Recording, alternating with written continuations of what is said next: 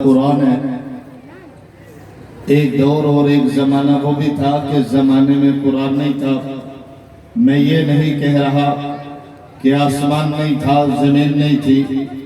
آسمان بھی تھا، زمین بھی تھی، ہوا بھی تھی، فضا بھی تھا، خلا بھی تھا، جمادات بھی تھے، نباتات بھی تھے، چرند بھی تھے، پرند بھی تھے، مکہ بھی تھا، مدینہ بھی تھا، عرب بھی تھا، عجم بھی تھا، انسانیت بھی تھی، مکان بھی تھے، مکین بھی تھے، سب کچھ تھا، لیکن قرآن نہیں تھا۔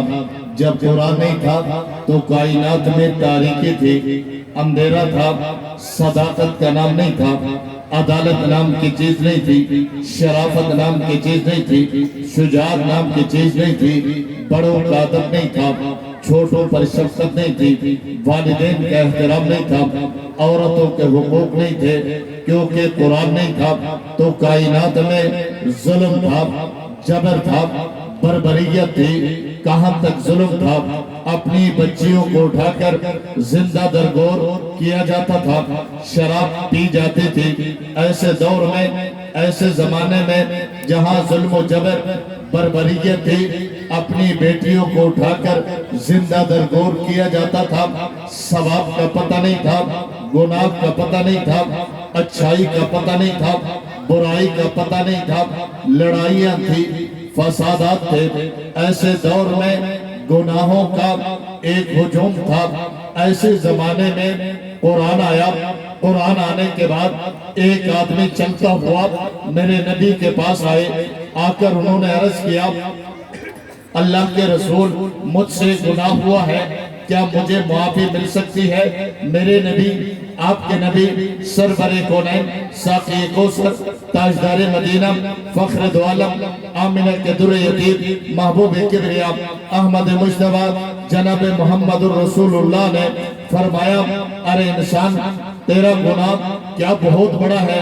عرض کہ اللہ کے رسول، میرا گناہ بہت بڑا ہے۔ آقا نے پوچھا، تیرا گناہ آسمانوں سے بڑا ہے؟ عرض کیا، میرا گناہ آسمانوں سے بڑا ہے۔ آقا نے پوچھا، کیا تیرا گناہ پہاڑوں سے بڑا ہے؟ عرض کیا، اللہ کے رسول، میرا گناہ پہاڑوں سے بھی بڑا ہے۔ اللہ کے رسول نے پوچھا، کیا تیرا گناہ زمین سے بڑا ہے؟ اس آدمی نے عرض کیا، اللہ کے رسول، میں نے اتنا بڑا گناہ کیا ہے، میرا گناہ پہاڑوں سے بڑا، آسمان سے بڑا، زمینوں سے بڑا، سمندر سے بڑا، میں نے بہت بڑا گناہ کیا ہے۔ آقا نے پوچھا، اتنا بڑا گناہ تو نے کیا کیوں ہے؟ عرض کہ اللہ کے رسول، اس وقت قرآن نہیں تھا، آپ تشریف لائے نہیں تھے، وحی آئی نہیں تھی، جبریل آئے نہیں تھے، ہمیں گناہ کا پتہ نہیں تھا، ثواب کا پتہ نہیں تھا، جس کی وجہ سے اتنا بڑا گناہ مجھ سے ہوا ہے۔ رحمت عالم صلی اللہ علیہ وسلم نے پوچھا، ارے انسان، وہ گناہ کیا ہے جو آسمانوں سے بھی بڑا، زمین سے بھی بڑا، سمندر سے بھی بڑا، پہاڑوں سے بھی بڑا؟ وہ گناہ مجھے بتاؤ۔ تو وہ آدمی بتانے لگا، رحمت کائنات صلی اللہ علیہ وسلم، آپ تشریف لائے نہیں تھے، قرآن آیا نہیں تھا۔ ایسے دور میں جب ہمیں گناہ کا پتہ نہیں تھا، ثواب کا پتہ نہیں تھا، اس زمانے میں مجھ سے گناہ ہو گیا۔ میں نے شادی کی، شادی کرنے کے بعد میری اہلیہ امید سے تھی، میں سفر پہ چلا گیا، کئی سال میں سفر میں رہا۔ میں جب سفر میں رہا تو میرے گھر میں ایک بیٹی پیدا ہوئی۔ جب بیٹی پیدا ہوئی، قرآن آیا نہیں تھا، ہم بیٹی کو بہت سمجھا کرتے تھے، بیٹیوں کو اٹھا کر زندہ درگور کیا کرتے تھے۔ میں سفر میں تھا، میرے گھر میں ایک بچی پیدا ہوئی۔ میری اہلیہ نے سوچا، اب میرا شوہر واپس آئے گا، اس بچی کو اٹھائے گا، زندہ درگور کرے گا۔ اس بچی کو اٹھا کر رشتہ داروں کے پاس گئی، جا کر ان سے کہا، میری اس بچی کو آپ نے اپنے گھر پہ رکھنا ہے، میرے شوہر کو نہیں بتانا کہ یہ اس کی بچی ہے، اس کی تربیت کرنا، اس کی پرورش کرنا، اس کو جوان کرنا، میں اس کو بچانا چاہتے ہوں۔ رشتہ داروں کے پاس میری بچی کو چھوڑا۔ میں کئی سالوں کے بعد سفر سے واپس آیا۔ جب واپس آیا घर पहुंचा तो घर में सुकून था, अमन था। एक दिन मैं बैठा हुआ था, बाहर से एक बच्ची ने मेरे घर में कदम रखा। कहा इस बच्ची को मैंने देखा। बच्ची ने जब घर में कदम रखा, उस बच्ची की नजर मुझ पर पड़ी। मैंने उसको बुलाया। छोटी सी बच्ची थी, प्यारी सी बच्ची थी, लाडली सी बच्ची थी। मुस्कुराती हुई आई, मेरे करीब आई, मैंने बातें की तोतली ज़बान से। उसने मेरे साथ बातें की। कहा इसका चल कर आना मुझे बहुत अच्छा लगा, उसका मुस्कुराना मुझे अच्छा लगा, तोतली ज़बान से बोलना मुझे अच्छा लगा। मैं इस प्यारी बच्ची के साथ बातों में मसरूफ था। मेरी अहलिया देख रही थी। इतने में मैंने अहलिया से पूछा, ये जो प्यारी बच्ची है, ये जो लाडली बच्ची है, इसका चलना, इसका बोलना तोतली ज़बान से अल्फाज अदा करना मुझे बहुत अच्छा लगता है, ये किसकी बच्ची है? मेरी अहलिया ने सोचा कि इसके दिल में अपनी बेटी के लिए प्यार पैदा हो गया है, रहम आ गया है। उसने कहा परेशान होने की जरूरत नहीं है, ये किसी और की बच्ची नहीं है, ये तेरी बच्ची है। इधर मुझे अहलिया ने कहा ये तेरी बच्ची है। मेरे सीने पे उसने गोली चलाई। मैं सोचने लगा अच्छा मेरे घर में बच्ची आ गई है, कल को ये बच्ची जमा हो जाएगी। जब ये जमा होगी कोई रिश्ता मांगकर मेरे दरवाजे पे आएगा, कोई रिश्ता मांगकर मेरे दरवाजे खटखटाएगा और कोई कल को मेरा दामाद बन जाएगा, मेरी तो नाक कट जाएगी। कहते हैं मैंने सोचना शुरू किया, मंसूबा बनाना शुरू किया कि अब इस बच्ची को मैंने जिंदा दरगोर करना है, इसको जिंदा रहने का मैंने मौका नहीं देना। मैं तैयारी करता रहा, मैं मंसूबा बनाता रहा।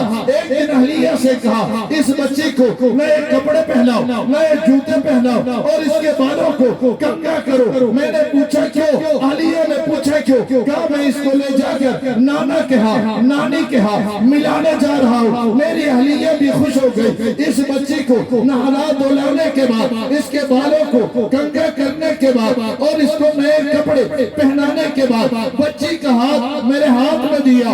बच्ची खुश थी, मुस्कुराती हुई मेरे साथ चल पड़ी। मैं घर से बाहर निकला और इस बच्ची को जिंदा दरगोर करने के लिए मैंने गारंटी उठाई और चल पड़ा।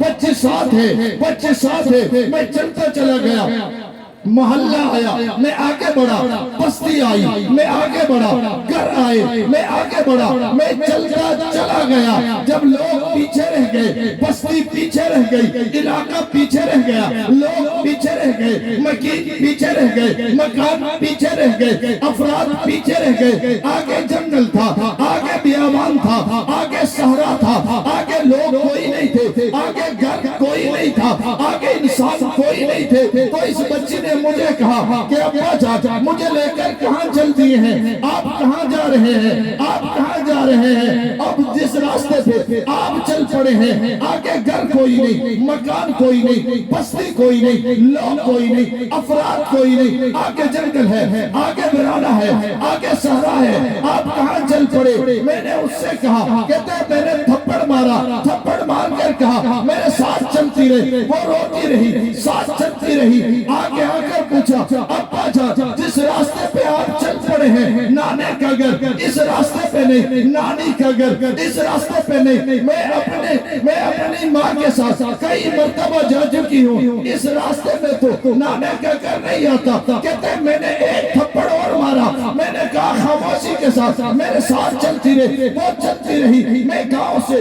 बस्ती से, शहर से, दुकानों से, अफराद से आगे निकल गया, शहरा में पहुंचा। पहुंचने के बाद बच्चे को बिठाया, अपने लख्त जिगर को बिठाया, अपने खून को बिठाया, अपनी प्यारी बच्ची को मैंने साथ बिठाया। मैंने जमीन खोदना शुरू किया और मैं उसी के लिए कब्र खोद रहा था। मैं उसको दफनाने के लिए तैयारी कर रही थी। उसको पता नहीं था। इतने में जमीन खोदते खोदते मुझ पर पसीना आ गए। जब पसीना आए वो बच्ची आगे बढ़ी, अपना दुपट्टा उठाकर मेरे पसीने पहुंचती रही। कहने लगा कि अब्बा चाचा इस गर्मी के मौसम में आप इस सहरा में ये जमीन क्यों खोद रहे हैं? मैंने कहा खामोशी के साथ बैठी रहे। वो जाकर बैठ गई। पसीना साफ करने के बाद अपने दुपट्टे से पसीना साफ करके फिर वो बैठ गई। कहते मैं जमीन खोदता रहा। थोड़ी देर के बाद वो बच्ची फिर आई। अपने छोटी छोटी हाथों से वो मट्टी उठाकर बाहर फेंकती रही। उसको पता नहीं था ये قبر ہے، اس کو پتہ نہیں تھا یہ میرے لیے بن رہا ہے، اس کو پتہ نہیں تھا مجھے زندہ درگور کیا جائے گا۔ کہتے ہیں وہ مٹی اٹھا کر میرے ساتھ تعاون کر رہی تھی، پھینک رہی تھی، یہاں تک کہ جب وہ تیار ہو گیا میں نے اپنی بچی کو اٹھایا، اپنے لخت جگر کو اٹھایا، نور نظر کو اٹھایا، اپنے خون کو اٹھایا، بچی کو اٹھایا، اٹھا کر زمین کے پاتال میں اتارنے کے بعد میں نے اوپر مٹی ڈالنا شروع کر دیا۔ اب وہ بچی سمجھی کہ ابا جان مزاق کر رہا ہے، وہ ہنستی رہی، وہ مسکراتی رہی، وہ کھیلتی رہی، لیکن میں مٹی ڈالتا رہا، یہاں تک کہ آہستہ آہستہ جب اس کے اوپر میں نے مٹی ڈالی پھر وہ چیخنے لگی، چلانے لگی، رونے لگی، عرض کرنے لگی، ابا ابا ابا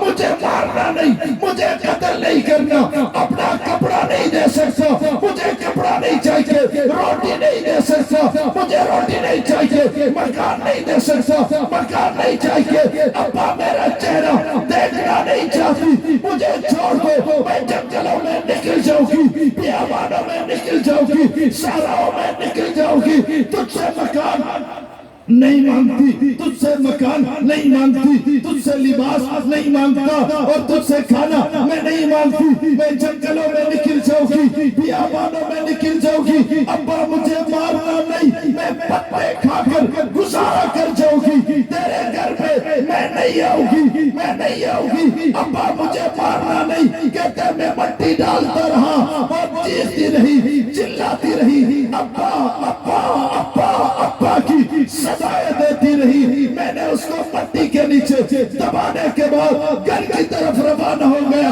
پیچھے سے آواز آ رہی تھی، ابا ابا ابا، کہتے ہیں وہ آواز دور تک آئی، میں گھر پہنچا، رات آ گئی، میں سونے کے لیے بستر پر لیٹا، اتنے میں اب میں سونے کا ارادہ کر رہا تھا کہ وہ بچی سامنے آ گئی اور اس بچی نے کہا بھی ائی ذنب قتلت، ابا جان کس جرم میں تو نے مجھے مارا ہے؟ ایک دور آئے گا، ایک زمانہ آئے گا، انبیاء بھی ہوں گے، آدم صفی اللہ ہوں گے، نوح نجی اللہ ہوں گے، ابراہیم خلیل ہوں گے، موسیٰ کلیم ہوں گے، عیسیٰ روح اللہ ہوں گے، اور حشر کا میدان ہوگا، پوری انسانیت ہوگی، آدم علیہ السلام سے لے کر آخری انسان تک ایک ایک فرد ہوگا، ولی بھی ہوں گے، قطب بھی ہوں گے، ابدال بھی ہوں گے، بادشاہ بھی ہوں گے، وزیر بھی ہوں گے، مشیر بھی ہوں گے، سورج سوانے سے پہ ہوگا، اللہ کی عدالت ہوگی، جناب رسول اللہ صاحب قرآن نبی ہوگا، اس وقت ابا جان میرا ہاتھ ہوگا، تیرا گربان ہوگا، اللہ کی عدالت میں درخواست پیش کروں گی، تو نے میرے ساتھ ظلم کیا ہے۔ کہا کہ آقا اس دن سے لے کر آج کا دن ہے، مہینے سے اوپر ہو گیا، میں سو نہیں سکا، جب بھی میں بستر پہ جاتا ہوں وہ بچی آتی ہے، آ کر کہتی ہے بھی ائی ذنب قتلت، کن جرم میں تو نے مجھے مارا ہے؟ ابا جان میں نے نافرمانی کوئی نہیں کی، ابا جان میں نے کہا تھا مجھے کھانا نہ دو، مجھے بستر نہ دو، مجھے مکان نہ دو، مجھے لباس نہ دو، مجھے دوپٹہ نہ دو، میں جنگلوں میں نکل جاؤں گی، بیابانوں میں نکل جاؤں گی، ابا جان پھر بھی آپ نے مجھے مارا ہے، قیامت کا دن ہوگا، میرا ہاتھ ہوگا، تیرا گربان ہوگا، اللہ کی عدالت ہوگی، رسول اللہ بطور گواہ کے موجود ہوگے، اس وقت اللہ کی دربار میں یہ درخواست پیش کروں گی، ابا جان آقا اس دن سے لے کر آج تک مجھے نیند نہیں آئی، یہ اتنا بڑا گناہ مجھ سے ہو گیا ہے، آقا مجھے معافی مل سکتی ہے؟ یہ سننے کے بعد آقا رونے لگے، آقا رونے لگے، آقا کی آنکھوں سے آنسو روان دوا ہو گئے، اور آنسو سے آپ کی داڑھی مبارک تر ہو گئی، اور میرے نبی نے فرمایا ارے انسان باقی تیرا گناہ آسمانوں سے بڑا ہے، زمین سے بڑا ہے، پہاڑوں سے بڑا ہے، سمندروں سے بڑا ہے، ارے انسان تیرے سینے میں دل نہیں ہے، پتھر ہے، جب وہ تیرے پسینے پہنچ رہی تھی تجھے ترس نہیں آیا، جب وہ مٹی اٹھا رہی تھی تجھے ترس نہیں آیا،